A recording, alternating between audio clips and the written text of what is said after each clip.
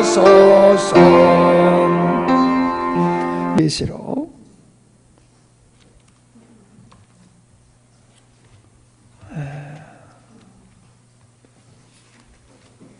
8장입니다.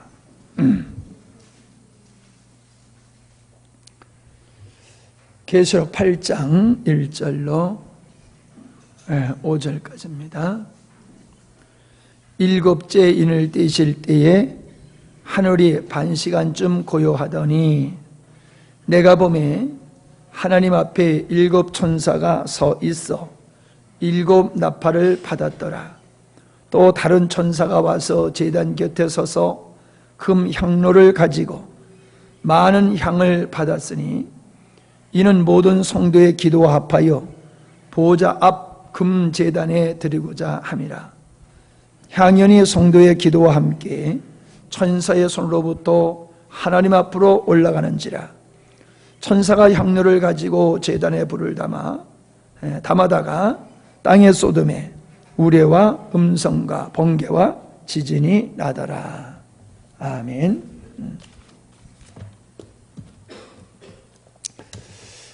비가 오니까 참 좋지요. 우리나라에는 적당하게 하나님이 비를 주시는데 캄보디아는 비가 많지. 좋아? 너무 많아서 좀 힘들지.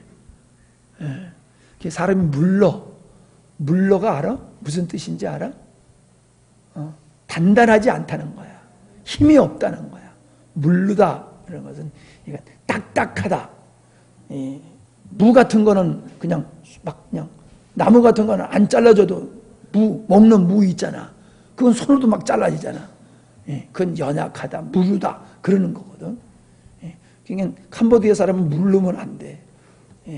물을 하도 많이 먹어가지고. 언제 한국 사람이 다 될래나? 감사해요.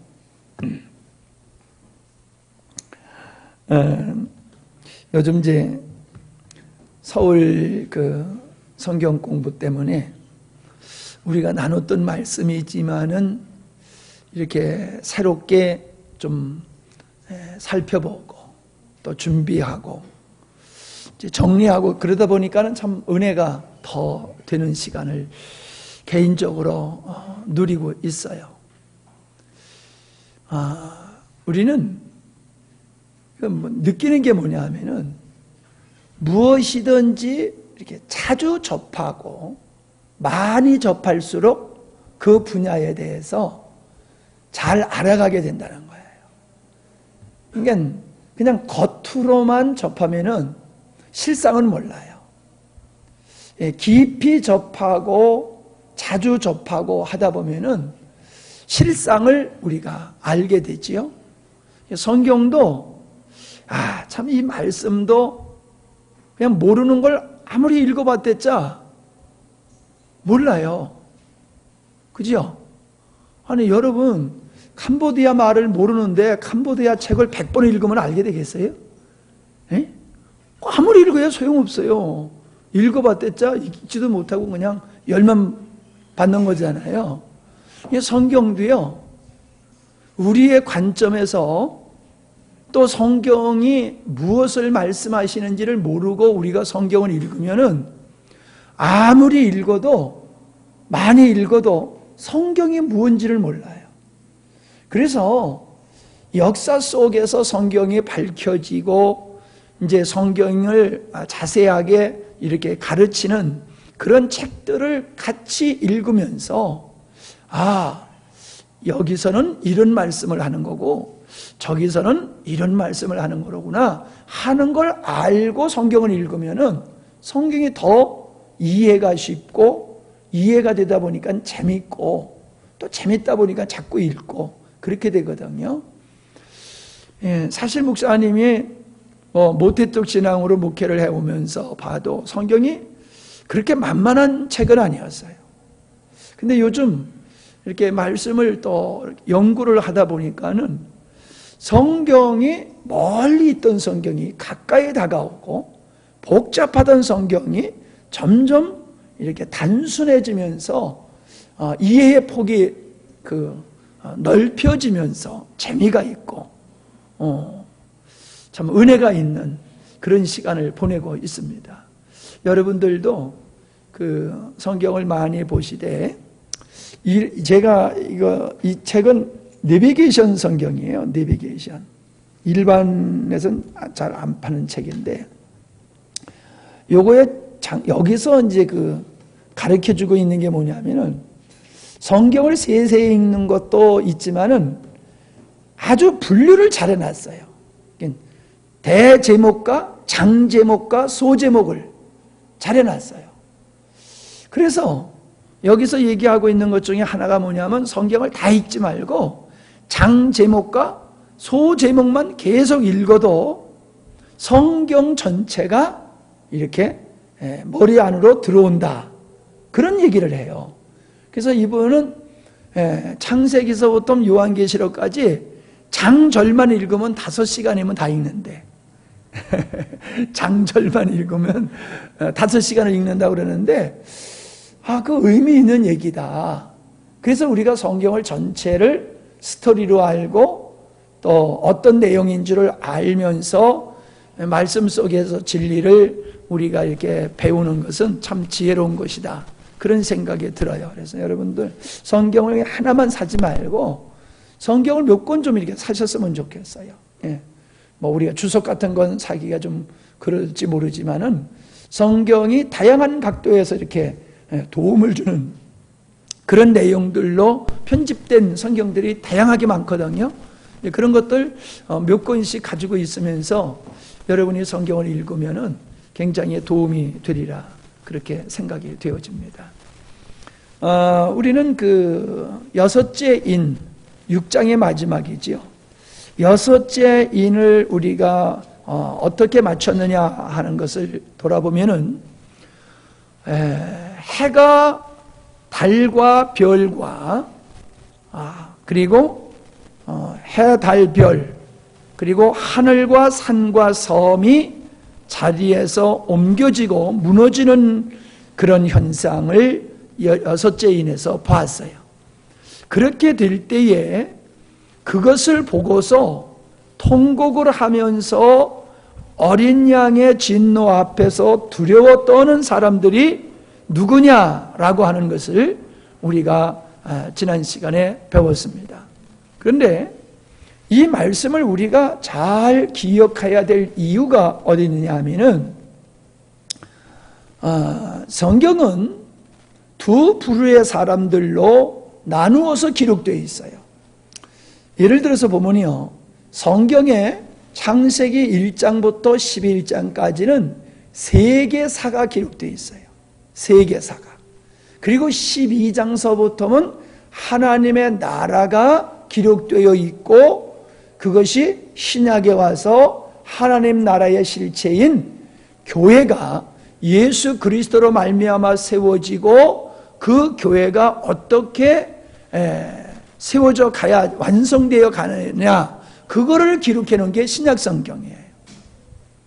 그런데 구약에 보면은 예언서가 있어요. 예언서. 그게 다니엘서와 에스겔서거든요. 신약의 요한계시록과 같이 구약의 예언서가 있어요. 그런데 이 예언서뿐만 아니라 역사 속에서 하나님은 하나님의 자녀들에게 앞으로 되어질 일들을 많이 예언하신, 우리 입장에서 보면 예언이지요. 앞으로 될 일들을 말씀하신 사건들이 많아요. 한 예를 들어서 아브라함의 자손들이 애굽에 가서 430년 동안 종살이를 하다가 그들이 다시금 약속한 가나안 땅으로 들어올 것이다. 근데 들어올 때는 그냥 빈손으로 들어오는 것이 아니라 많은 재물을 가지고 들어올 것이다. 이러한 말씀을 하나님께서 아브라함에게 하셨거든요. 그런데 아브라함에게 하셨는데 그 아들 이삭과 그의 손자 야곱, 그 다음에 그의 손자 요셉 때, 야곱과 요셉 때에 가서 아브라함에게 하신 말씀이 성취되어서 그들이 애굽으로 가게 되어지는 것을 보게 돼요. 애굽으로 가게 될 때에 그들이 우리 하나님께서 우리 조상 아브라함에게 이렇게 약속하셨으니 야 그럼 우리 애굽으로 가자 이래서 간 게 아니거든요. 할 수 없어서 간 거예요. 그 과정은 알지요. 가뭄 때문에 더 이상 살 수 없는 아주 어려운 환경 속에서 하나님은 요셉을 먼저 보내셔서 그것도 형들의 미움을 통해서 가게 되었고 그 이주에서 430년 동안의 세월을 보내다가 왕조가 바뀌어짐으로 말미암아 요셉을 알지 못하는 그 왕조가 등장함으로 이스라엘 백성들이 고난을 겪게 되어지니까는 하나님께 기도하게 되었고 그 기도의 응답으로 하나님의 약속하신 가나안 땅으로 다시 돌아오게 하시는 역사를 볼 수 있어요. 그처럼 성경에는 장차 이루어질 일에 대한 그 예언의 말씀들이 참 많이 있어요. 그런데 그 예언의 말씀 중에서 우리가 분명히 기억해야 될 것이 뭐냐면 세상 나라는 망한다라는 얘기예요. 세상 나라는 망한다. 하나님 나라만이 영원할 것이다 라는 이야기를 성경이 하고 있다는 거죠.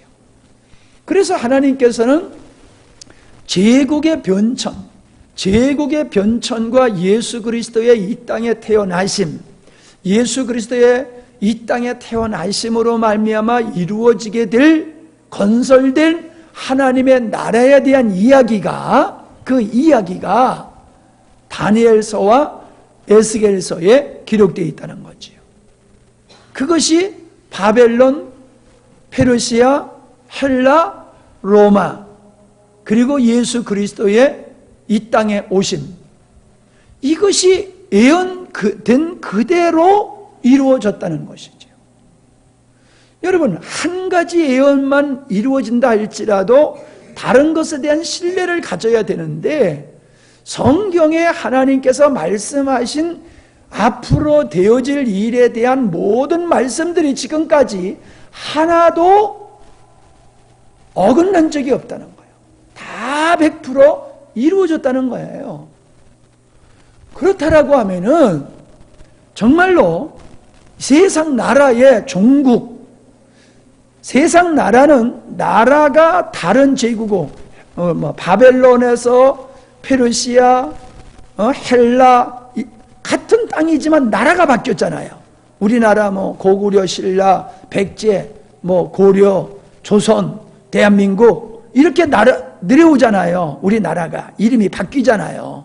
땅덩어리와 국민은 똑같아도 나라는 바뀌잖아요. 이렇게 그와 같이 하나님은 세상 나라 대표인 바로 그 메소포타미아 지역의 그 나라들의 대제국의 변천사를 이야기하셨는데 그것이 그냥 그대로 이루어지고 마지막에는 이 세상 나라는 불타 없어질 것이다 라고 얘기하는 것이 요한계시록에서의 바벨론의 멸망을 얘기하고 있는 거예요. 바벨론의 멸망.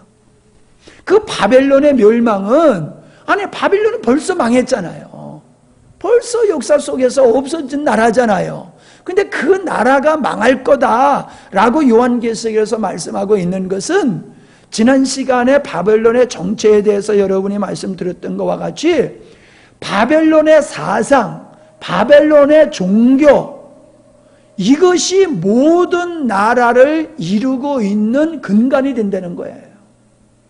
나라의 국가의 모습은 다르고 지역마다 나라는 달라도 이 모든 나라를 그냥 국가로 보는 게 아니라 하나님을 믿는 사람과 믿지 않는 사람으로 양분해서 하나님을 믿지 않는 모든 사람을 세상 나라, 세상 이렇게 얘기하는 거예요.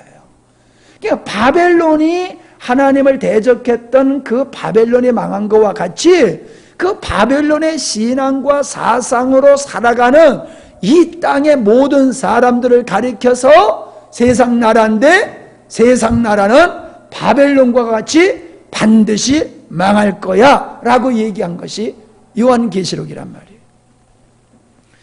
왜 세상을 바벨론이라고 얘기하느냐 하면은, 바벨론의 근본이 뭐예요? 탑을 쌓아서 그 탑 꼭대기를 하나님 보좌까지 올라가게 해서 우리의 이름을 드러내자. 그것이 바벨론의 사람들이 추구했던 거예요.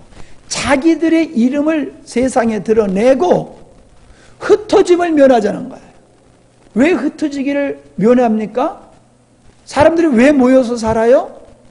외로워서 모여서 사는 것도 있지만은, 사람이 모여서 사는 것은 힘의 결집이지요. 힘의 결집. 한두 사람이 모여서 소리 지르면 누구도 눈은 깜짝 안 해요. 근데 1000명, 10,000명, 10만 명, 몇십만 명이 모여서 소리 지르면 국가도 정권도 무너져 버리잖아요. 그러니까 사람들이 모여서 사는 것은 힘을 기르기 위해서 모여 사는 거예요. 자, 이게 세상 나라 사람들의 삶의 모습이라는 거예요. 이 땅의 모든 사람들은 자기의 이름을 내기 위해서 살아가고 있다는 거예요. 자기 이름. 그래서 여러분, 어디에 희사를 해도, 찬조를 해도 자기 이름이 드러나길 원하죠. 돈만 내고 자기 이름이 안 드러나면 안 내. 자기 이름이 신문에도 막 나고 방송에도 나고 막 그러면은 사람들이 거기다가 막 찬조를 내잖아요. 구제의원군도 내고 뭐 누구 돕기 하면 내고. 근데 자기 이름 안 나오면 안 해요. 그게 순수하게 돕고자 하는 마음으로 하는 사람도 있지만은, 사람들은 자기 이름이 드러낼 때에 그렇게 하는 거예요. 예를 들어서 요즘 노란 리본 다 달고 댕기지요. 우리는 안 달고 댕겨도 뭐 좀 지도 잘하는 사람들은 다 달고 댕겨요. 왜 달고 댕겨요?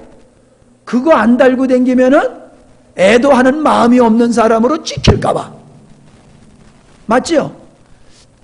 애도하는 마음은 우리도 있어요. 그죠? 여러분 없어요? 있잖아요. 그래도 우리는 안 달고 댕겨요. 왜? 누가 알아주든지 안 알아주든지 별 상관없잖아요. 그냥 애도하는 마음만 있으면 되잖아요. 근데 정치인들은 안 그렇단 말이에요. 내가 애도한다는 것을 사람들이 알아줘야 돼. 그러니까는 그렇게 표시를 하는 거예요. 자기 이름을 드러내려고 사람들은 열심히 살아가고 있어요.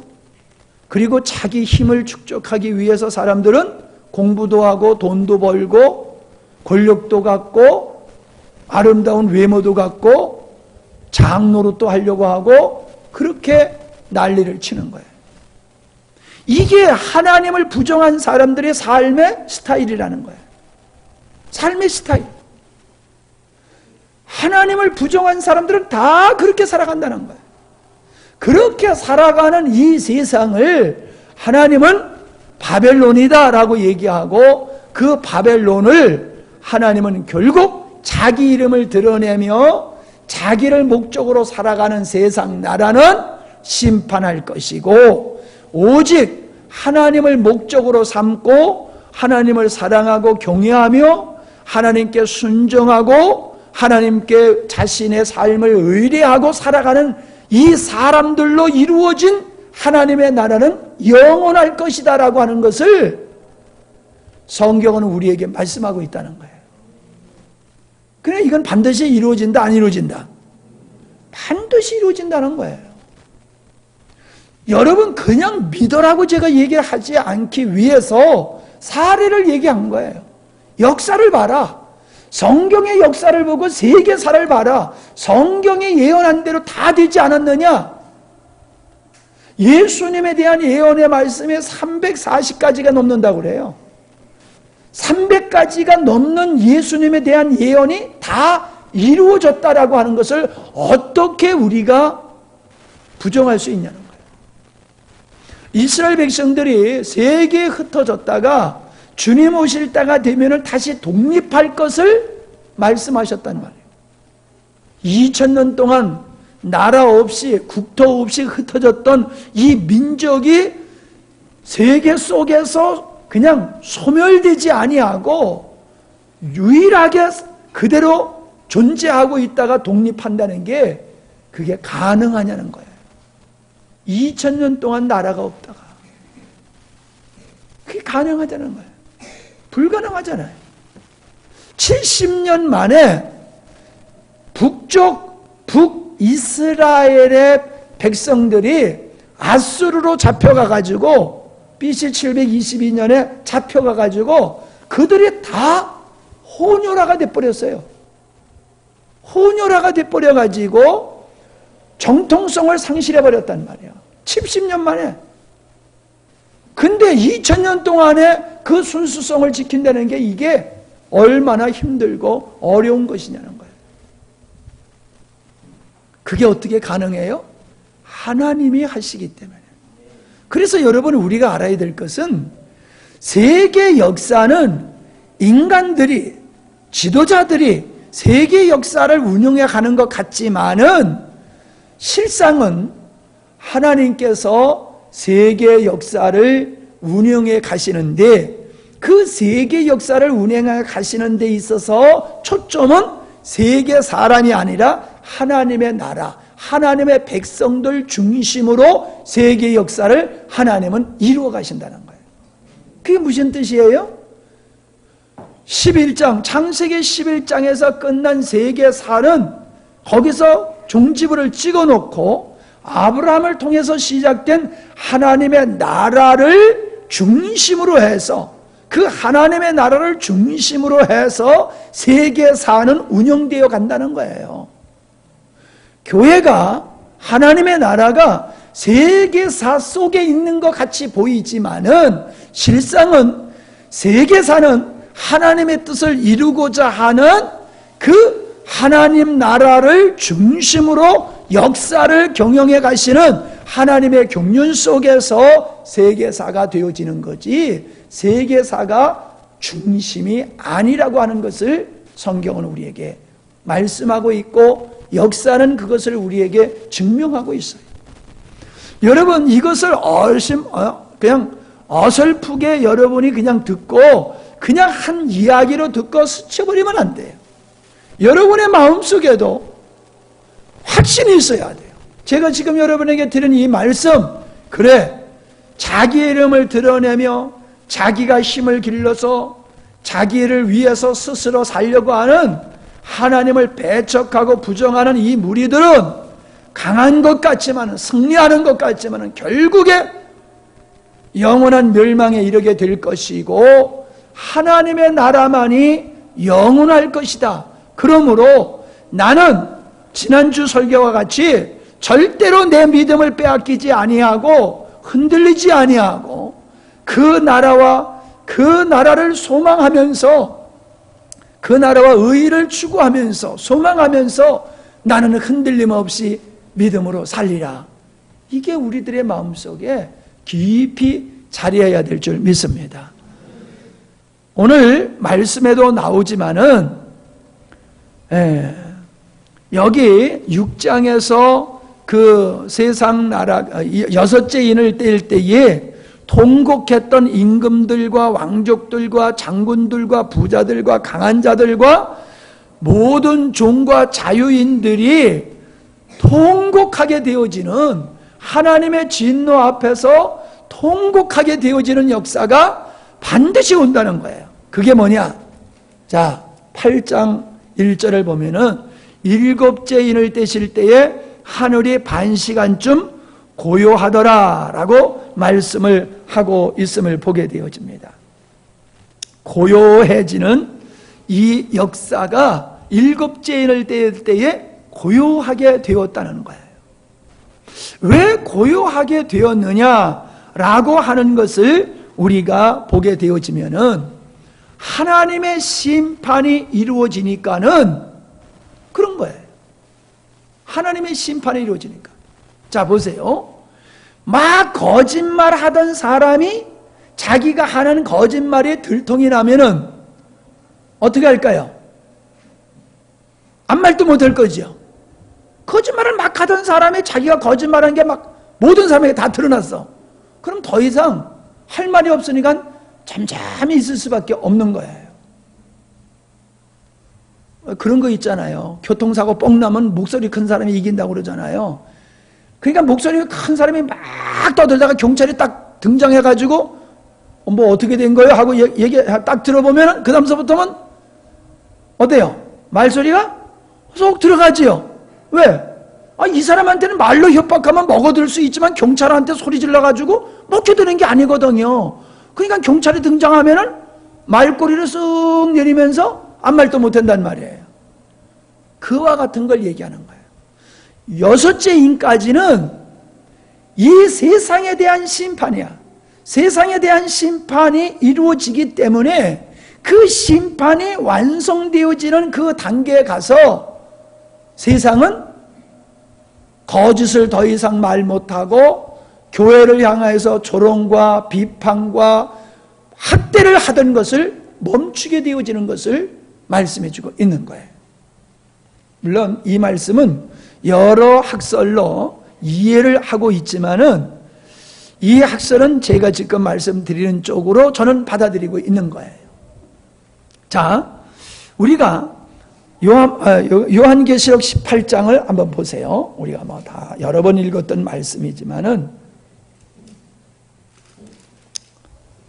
18장 21절부터 보면은 세상에 시끄러웠던 소리들이 조용해지는 게 나와요. 세상에 시끄러웠던 소리가 조용해진다는 게 뭐냐? 그게 바로 세상 나라가 교회를 향하여서 그렇게 세상 교회를 조롱하고 핍박하고 멸시하고 그러던 세상의 쾌락을 즐기던 그런 것을 의미하는 것임을 볼 수가 있어요. 자, 읽습니다. 이에 한 힘센 천사가 큰 맷돌 같은 돌을 들어 바다에 던져 이르되 큰 성 바벨론이 이같이 비참하게 던져져 결코 다시 보이지 아니하리로다. 자, 다니엘서에서 나타난 신상이 돌에 의해서 깨지는 모습과 똑같지요? 그지요? 신상이 보이지 않는 돌에 의해서 신상이 깨져가지고 그 신상이 조각나가지고 아예 보이지 않게 없어졌단 말이에요. 그하고 똑같은 말씀이란 말이에요. 22절. 또 검은 거 타는 자와 풍류하는 자와 통소 부는 자와 나팔 부는 자들의 소리가 다시 있지 않다. 자, 여러분, 이렇게 음악이 흘러나오는 것에는 부유가 있고 평안이 있고 기분 좋은 일들이 넘칠 때잖아요. 그죠? 예. 그러니까 세상이 하나님을 떠나서 세상의 것을 누려가면서 하나님을 부정하고 먹고 마시고 시집가고 장가가면서 흥청망청 마음껏 즐기는 소리란 말이에요. 그런 것이 다시 들리지 않는데요. 자, 공장지대 가보세요. 기계가 돌아가는 소리에 얼마나 시끄럽습니까? 고속도로 옆에 가보세요. 차들이 지나가는 소리, 기차가 지나가는 소리, 세상은 이렇게 얼마나 시끄러운지 몰라요. 23절 보세요. 등불이 결코 다시 내 안에 비치지 아니하리라. 세상은 밤에도 등불을 켜놓고 일을 하여 불이 꺼지지 않는, 태양이 지지 않는 영국과 같이 불이 꺼지지 않는 이러한 시대를 이뤄가면서 사람들은 부귀를 누리고 있단 말이에요. 23절에 보면은 신랑과 신부의 음성이 없어요. 신랑과 신부의 음성이 없어요. 그러니 뭐 아이들의 웃음소리가 있겠습니까? 노인네들만 있으면 얼마나 정막강상 같아요? 거기에 아이들의 웃음소리가 있으면 어른들이 얼마나 좋아하는지 몰라요. 어린아이들의 울음소리, 아이들의 목소리를 그렇게 좋아해요. 신랑과 신부의 소리가 없어지니 얼마나 정말로 슬픈 현상입니까? 거기에 또 뭐라고 그랬어요? 상인들, 왕족들, 이들이 더 이상 있지 않게 되어지는 것을 보게 되지요. 이게 뭐예요? 이것이 바로 잠잠해지는 거예요. 세상의 교회를 향하여서 무슨 말세가 있고 무슨 천국이 있어, 사람이 먹고 마시고 즐기다가 죽으면 그만이지 라고 하면서 이 세상의 사람들은 바벨론의 사상을 가지고 그렇게 세상은 교회를 향하여 비아냥거리고 조롱하고 멸시하고 핍박하던 그 모든 소리가 우리 주님의 재림과 더불어서 심판이 완성될 때에는 잠잠해진다는 거예요. 잠잠해진다는 거예요. 그 6 심판이 끝나고 7인 재앙이기 때문에 이 재앙의 완성을 말할 수 있는 거죠. 7째 재앙이라는 것은.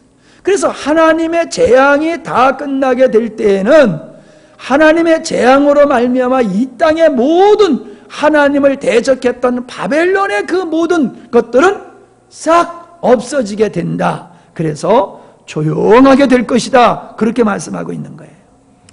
하박국 2장 20절에 보니까는 오직 여호와는 그 성전에 계시니 온 천하는 그 앞에서 잠잠할지니라. 온 천하는 하나님 앞에서 잠잠할지니라. 그게 맞아요. 성경에 보세요. 하나님을 만난 사람들은 죽은 사람과 같이 말도 못하고 다 엎드러져 버렸던 것을 우리가 알 수 있잖아요. 하나님 앞에서 누가 감히 입을 열고 누가 감히 큰 소리 칠 자가 있냐는 거예요. 우리 하나님의 등장 앞에 모든 사람이 죽은 자같이 되듯이 우리 하나님께서 장세전에 의도하신 일들이 완성이 될 때에는 이 땅의 바벨론에 속한 모든 사람들은 아무 말도 못하고 나 죽었습니다, 죽여주십시오 하고 그냥 엎드려 있게 된다는 거예요. 반면에 이 고요함은 새 역사의 시작을 보여주는 것이에요. 이제 세상 나라가 멸망되었다라고 하면은 어떤 나라가 와야 돼요? 하나님의 영원한 나라가 등장해야 되잖아요. 그 하나님의 영원한 나라에서는 무엇이 있어요? 하나님을 영원토록 경배하는, 하나님을 찬양하는 일이 새 하늘과 새 땅에서는 이루어진단 말이에요. 여기에서도 고요함이 있는 거예요. 이것이 끝나고 새로운 것이 시작이 되는 거예요. 재앙이 끝나고 새 역사가 시작되는 이 중간 지점이 고요했다는 거예요. 마치 이와 같은 거예요. 오케스트라가 연주를 하게 되어지면은 튜닝하는 시간이 있죠. 맞춰보잖아요. 각 악기마다 땡땡땡땡땡 하면서 막 불어보고 펴보고 이래가지고 튜닝을 하잖아요. 다 되면은 그 다음에 쫙 하면은 어떻게 돼요? 지휘자가 잠잠해. 뭘로 들어가려고? 연주에 들어가기 위해서 잠잠해 하면은 조용하잖아요. 그러면 천중들도 시작이 되는구나 하고 긴장으로 있다가 빠바바람 하고 나오잖아요. 그러면서 막 아름다운 소리가 막 연주가 되잖아요. 그와 같은 거예요. 지금 하나님의 새 역사가 시작되기 전에 잠잠한 거예요. 세상이 끝나고 새 역사, 하나님을 영원토록 예배하는 그것의 시작점이 바로 잠잠합니다. 그런데 그렇게 볼 수밖에 없는 이유가 뭐냐 하면은 그 잠잠한 시간이 반 시간 동안이었다라고 얘기를 하고 있어요. 반 시간. 그죠? 하늘이 반 시간쯤 고요하더니, 그러니까 반 시간이라니까 30분이라는 얘기예요? 예. 어떤 것의 절반을 의미하는 거잖아요. 반 시간이라고 하는 것은 시간의 길이를 얘기하는 게 아니라 어떤 것의 절반을 얘기하고 있단 말이에요. 예. 그러면 여기서 말하고 하는 시간이라고 하는 호라라고 하는 이 단어는 하나님의 시간을 일컬을 때만 사용하는 단어예요. 일반적인 세상 우리가 쓰는 그런 시간을 표현하는 단어가 아니라 하나님의 시간. 그러니까 예를 들어서 내가 하루의 시간을 줄 테니까 이 일을 다 완성해. 그러면은 그 하루에게 주어진 시간이 그에게 주어진 시간이란 말이에요. 그러니까 하루라는 시간에 다른 개념이 있죠. 그죠? 그냥 24시간이라는 개념이 아니라 그에게 어떠한 일들을 이룰 수 있는 그 시간의 무한대가 아니라 하루라고 하는 시간이 그에게 주어졌다는 거예요. 그 시간에 하나님께서 뜻하신 일을 이루는 창세로부터 마지막까지 하나님께서 당신의 뜻을 이루는 하나님께 주어진 시간이란 말이에요. 창세로부터 마지막까지 하나님께 주어진 시간. 이해돼요? 나 이거 설명 잘하는 건데. 고개 끄덕끄덕 하지 않은 사람은 딴청에서 못 듣는 거야. 내가 설명을 잘하고 있는 거예요. 그래서 그거에 지금 절반을 얘기하고 있는 거예요. 절반. 그러니까 절반을 얘기했다라고 하는 것은 의미적으로 절반이라고 하는 게 아니라, 시간적으로 절반을 얘기하는 게 아니라 성격적으로 절반이라고 생각하면 되는 거예요. 자, 예를 들어서, 자, 우리가 옥수수를 심었어요. 옥수수를 심으면 옥수수를 심어가지고 이게 다 자라가지고 막 딸 때, 안 익으면 그거 먹을 수 없잖아요. 익어야 먹잖아요. 그러면 익어서 먹을 수 있는 요때하고 있긴 있지만은 요걸 먹을 수 없는 때가 있잖아요. 그럼 시간이 어느 때가 길어요? 준비하는 시간이 길잖아요. 따먹는 시간은 짧잖아요. 그러나 성격상으로 보면은 이 준비하는 시간과 같이 하나님께서 창조하시고 의도하신 일들이 이루어지며 궁극적으로 하나님의 뜻이 이루어지는 새 나라와 새 땅으로 들어가기 이전 하나님의 뜻이 완성되기 이전까지의 시간을 절반으로 보는 거예요. 그거를. 그래서 반 시간쯤 고요하더라. 튜닝하는 시간 절반, 그와 같다는 거예요. 이 절반이 바로 그런 의미를 가지고 있는 것이다 라고 하는 거지요. 이해가 되시겠죠? 내가 이거를 설명하려고 많이 고민을 했어요. 이거 어떻게 이거를 설명해야 되나 하고 고민을 많이 했는데 별로 이렇게 시원한 생각이 안 들었었는데, 그 예화가 주어진 시간, 너에게 어떤 일을 완성할 때까지 주어진 시간, 요걸 하나님께서 딱 그냥 생각나게 하셔가지고 그걸로 하니까 얼른 이해가 되는 거예요. 자, 그러니까 지금 우리는 절반의 시간 속에 속하여 살고 있는 거예요. 조용한 시간. 이 시대에 아직 하나님의 뜻이 이루어지기 전에 재앙이 완성된 그 전 시간에 우리는 속하여 살고 있는 존재다라고 하는 거죠. 그 다음에 이제 일곱 천사가 등장을 하는데, 일곱 천사가 일곱 나팔을 받고서 등장을 해요. 이 천사는 우리가 아는 대로 하나님의 뜻을 이루어내는 하나님의 사자들인 것을 우리가 보게 되지요. 그래서 하나님은 하나님의 일을 천사들을 통해서 하시고 있는 것을 보게 돼요. 우리가 구약 성경을 쭉 읽어보면 천사의 등장이 얼마나 많은지 몰라요? 그 천사의 등장이 있고 천사와 같은 예수님의 현현의 사건들이 또 구약에도 많이 나타나요. 근데 예수님은 하나님의 영으로 임했다가 그냥 가시고, 임했다 가시고 하는 그런 거예요.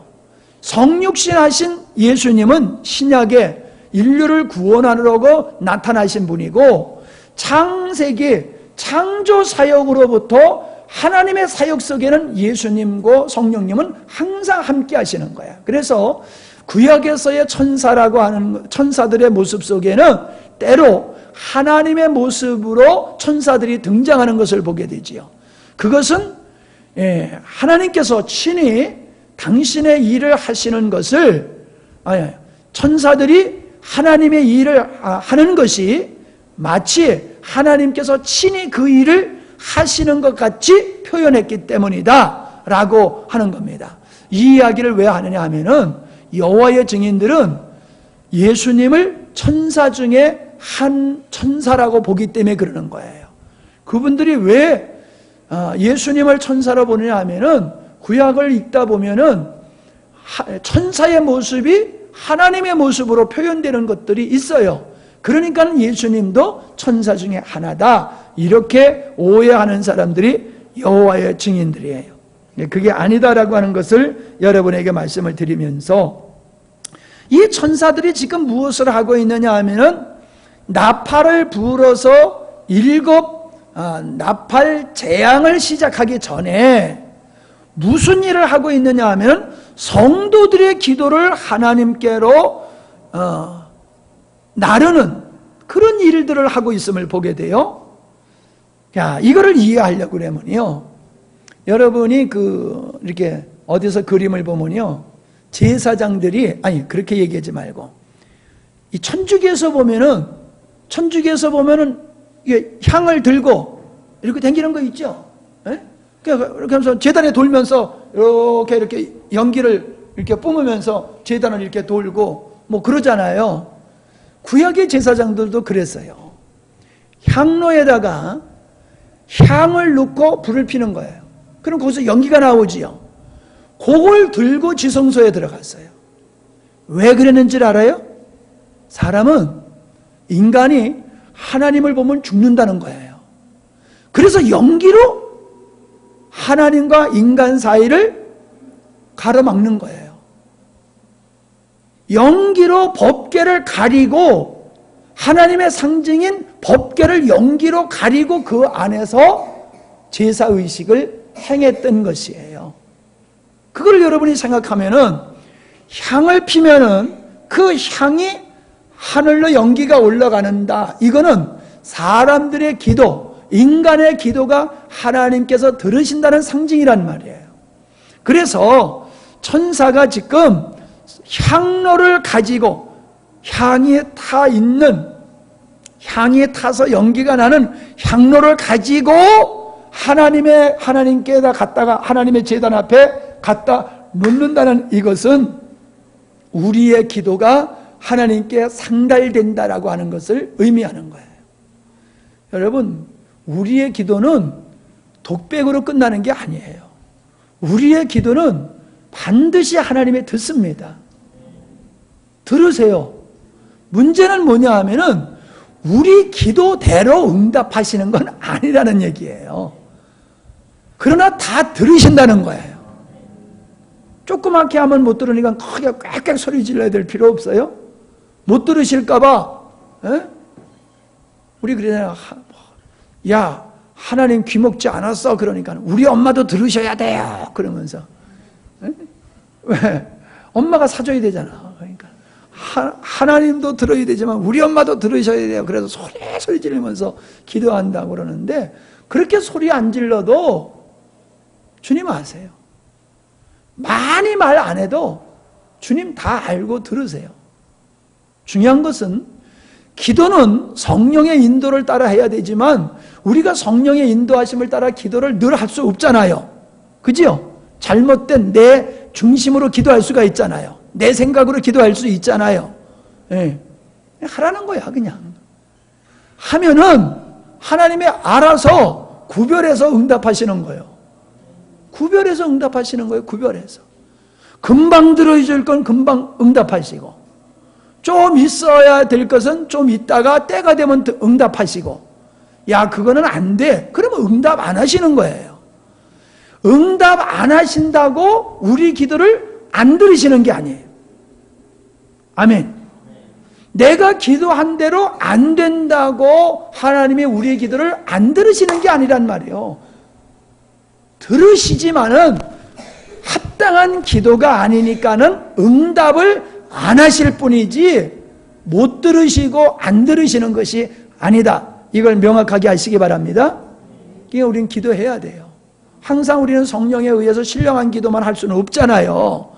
그러니까는 이게 신령한 기도인가 아닌가 너무 신경 쓰지 말고 그냥 성령의 인도하심을 따라 하려고 힘쓰되 그냥 하세요. 예, 너무 긴장하다가 아예 입이 그냥 다물어져 가지고 기도 못하는 그런 실수를 범하지 말고 그냥 하시면 됩니다. 하나님은 들으십니다. 반드시 들으세요. 그런데 마지막으로 우리가 어떤 기도를 해야 되느냐라고 하는 거예요. 어떤 기도를 해야 되느냐. 지난번에도 우리는 요한계시록 6장 9절로 11절의 말씀을 배울 때에도 말씀을 나눴지만은 우리 성도들의 기도는 내가 원하고 나에게 필요한 것을 구하는 것을 기도로만 생각하면 안 돼요. 우리가 해야 할 기도는 영원하신 하나님의 뜻하신 목적이 이루어지는 걸 위해서 기도해야 돼요. 창세전에 의도하시고 의도하신 일을 이루어 가시는 하나님의 경륜이 완성되길 위해서 성도들은 기도를 해야 되는 거예요. 그걸 위해서 기도해야 돼요. 뜻이 하늘에서 이루어진 것 같이 땅에서 이루어지기를 원합니다. 주기도문을 가르쳐줬잖아요. 성도들의 기도해야 할 책임과 의무가 있어요. 그건 뭐예요? 그게 바로 하나님의 뜻하심이 이루어지기를 위해서 기도해야 된다는 거예요. 여러분, 내가 원하는 대로 내 삶이 이루어졌다고 그게 성공적인 인생은 아니에요. 내가 원하는 대로 내 삶이 이루어졌다 할지라도 나의 삶이 하나님의 뜻과 상관없는 삶이라고 하면은 그 인생은 실패의 삶이에요. 그러기에 우리의 삶이 가치가 있고 우리의 삶이 하나님 앞에서 계산한 바 되어지는 그런 복된 삶이 되기 위해서는 나의 삶이 하나님의 뜻과 일치해야 될 줄 믿습니다. 그 하나님의 뜻과 일치하기 위해서 우리들은 늘 우리의 삶이 하나님의 경륜과 일치하는가를 돌아봐야 되고, 우리는 기도할 때 나를 위해서 기도하지 말고 하나님의 뜻이 이루어지길 위해서 기도해야 될 줄 믿습니다. 하나님께서는 이스라엘 백성들에게 70년 후가 되면은 너희들이 고국으로 돌아올 거야, 그렇게 말씀을 하셨지만 에스겔은 그렇게 하나님이 계획하셨다 할지라도 우리는 기도해야 된다라고 얘기를 했어요. 그래서 그들이 하나님의 뜻이 이루어지길 위해서 기도했더니 고레스 왕, 페르시아의 왕이 딱 등극하자마자 이스라엘 백성들은 고향으로 돌아가 이러고 고향으로 돌아가도록 그들을 석방시켰단 말이에요. 바로는 안 내놓으려고 길을 쓰다가 한 번, 두 번, 10번까지 얻어 터지고 이스라엘 백성들을 내놨어요. 근데 고레스 왕은 그냥 샥 내놨어요. 그냥 내놨어요. 왜? 기도. 하나님의 기도의 응답으로 그들이 그냥 내놨어요. 자, 바로 그가 10대를 얻어맞고 내놨다고 그랬지요. 10대. 그 10대가 10가지 재앙이요. 10대를 맞고 내놨어요. 그런데 성경에 보니까는 그 역사가 왜 시작됐어요? 백성들이 하나님께 부르짖었더라고 얘기를 하고 있어요.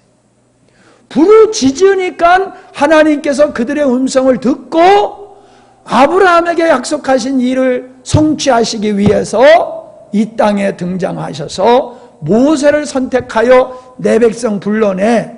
너 못하지? 내가 알아서 할 테니까 너는 가서 모세한테 말만 하면 돼. 이러면서 하나님의 역사가 이루어졌잖아요. 여러분, 우리가 기도해야 되는 이유가 여기 있는 겁니다.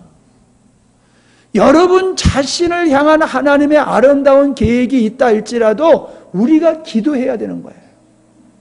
영광스러운 교회를 향하신 하나님의 뜻이 있어도 우리가 기도해야지 그 뜻이 이루어지는 거예요. 아멘? 역사를 통해서 우리는 그걸 봐야 돼요. 하나님은 반드시 성도의 기도를 통해서 하나님의 창조의 역사가 완성되어지는 걸 지금 보여주고 있는 거예요. 그러니까 성도가 기도를 안 하면 안 돼요. 우리가 기도해야지 하나님의 뜻이 이루어지고 우리가 기도해야지만이 하나님의 나라가 완성되어지는 거예요. 우리는 나에게 문제 없으면 기도 안 하지요. 그죠? 왜 효원이 입 깍 다물고 그냥 하고 있는 것 같아내고. 잘 보세요. 우리가 보편적으로 그렇잖아요. 보편적으로 문제 있으면 목사님 기도해 주세요 이러면서 뭐 부탁하고 자기도 기도하고 그래요. 근데 문제 없으면 절대 기도 안 해요. 이게 우리들의 모습이에요. 그럼 우리 수준이 어떻다는 거예요? 하나님의 뜻과 별로 관계가 없는 삶을 살고 있다는 거예요. 우리의 인생의 목적이 하나님이라고 하면은 나는 잘 먹고 잘 살고 문제가 하나 없어도 세상을 보니까는 기도해야 돼. 젊은이들을 보니까는 기도해야 돼. 시대를 보니까는 기도해야 돼. 그래서 기도하는 사람이 교회에 생겨야지, 나는 문제가 없으니까 문제 있는 사람들이라 가서 기도하세요, 나는 문제 없으니까 기도 안 해도 돼요, 이러한 생각을 가지고 신앙생활을 한다라고 하면 그 사람은 신앙생활이 기복적인 신앙, 인본주의 신앙이에요. 하나님의 뜻에 인생의 목표를 가지고 인생을 살아가는 게 아니라 자신의 삶을 살아가는 거예요. 그게 바벨론의 삶이에요. 이게 문제예요, 여러분. 어제도 이제 목사님하고 식사를 하면서 수고했다고 목사님이 밥을 사주셔서 저녁을 잘 먹고 왔는데, 거기서 밥을 먹으면서 얘기한 게 그거예요. 과거에는 성도들이 기도를 그렇게 많이 했다는 거예요. 근데 요즘은 기도 안 한다는 거예요. 제가 그 얘기를 했어요. 목사님, 과거에 우리 성도들이 기도를 많이 했지만은, 기도를 많이 해서 긍정적인 좋은 열매도 있었지만은 잘못된 기도를 우리가 했습니다. 무슨 잘못된 기도냐? 그때는 먹고 살기가 힘들어. 그때는 정말로, 지금도 그렇지만은, 지금은 사람들이 이제 간이 바깥들이 튀어나와서 북한이 핵실험을 해도 꿈쩍도 안 해. 겁도 안 먹어. 북한이 핵실험을 해도 겁도 안 먹어. 그만큼 간이 바깥들이 튀어나와서 지금 이제 겁이 없어서 그래요. 근데 옛날에는 겁이 있었어. 그러니까는 공비 하나만 나타났다 하더라도 그냥 나라가 어떻게 되는가 보다 하고 막 기도하고 막 나라 지켜달라고 기도하고 그랬는데, 요즘은 북한에서 핵실험을 해더라도 그냥 잠만 콜콜 잘 자. 옛날에는 아프면 병원에 갈 것도 없고 돈도 없고 그러니까 아프면 그저 건쳐달라고 기도했어. 요즘 아프면 병원에 가지 기도 안 해. 먹을 것이 천진데 뭐 먹을 거 달라고 기도해요. 요즘은 기도할 건더기가 없는 거예요. 과거에는 문제가 있어서 기도했는데 오늘은 기도에 건더기가 없으니까, 기도 제목이 없으니까 기도 안 하는 거예요.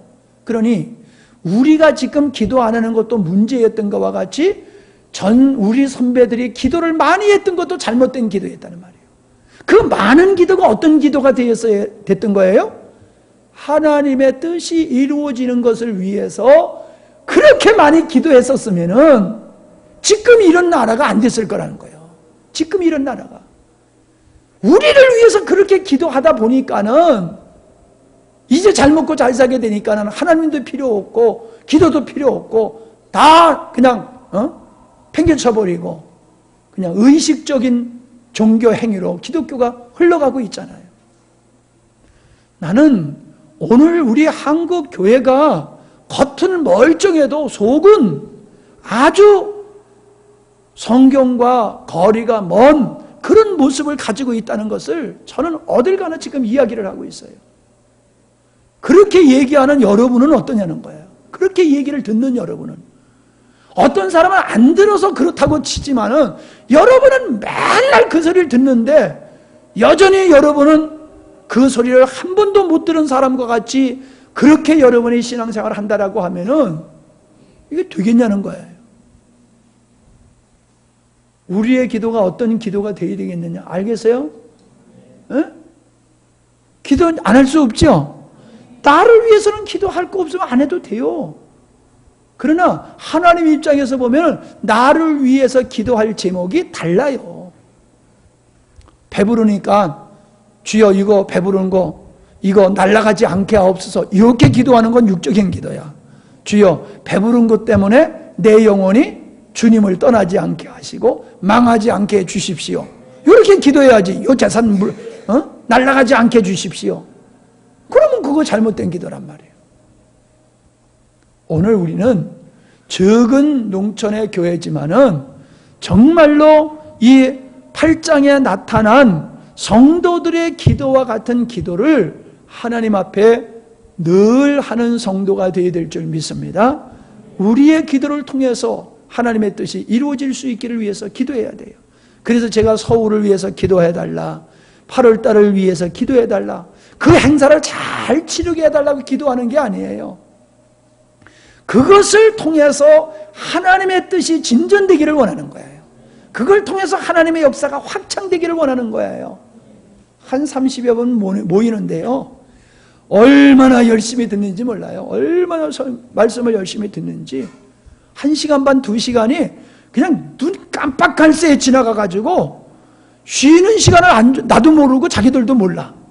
시간 가는 줄 몰라가지고 그렇게 은혜들 받고 있어요. 너무너무 좋아하고 있어요. 여러분은 그런 말씀을 지천으로 들어. 지금 지천으로 그냥 날마다 들어. 그러다 보니까 이게 소중한 줄 모르고 뭐 다 그렇지 뭐 이러고 앉아 있는 것 같아. 그래도 여기 오신 여러분은 정말로 나의 위로자야. 그런데 이 말씀을 듣는 걸 소홀히 여기시는 분들은 그 나라와 그 나라에 대한 책임과 의무, 사명이 없어요. 편안하면 그냥 뭐 교회 나갈 필요가 뭐 있어. 편안한데 기도할 필요가 뭐 있어. 어려워야지 좀 꿈틀거려. 그게 무슨 신앙이냐 말이에요. 그건 건강한 신앙이 아니에요. 그건 성숙한 신앙이 아니에요. 주님이 원하는 신앙이 아니에요. 우리는 주님께서 원하시는 기도의 사람으로 서갈 수 있게 되기를 바랍니다. 예. 기도합니다.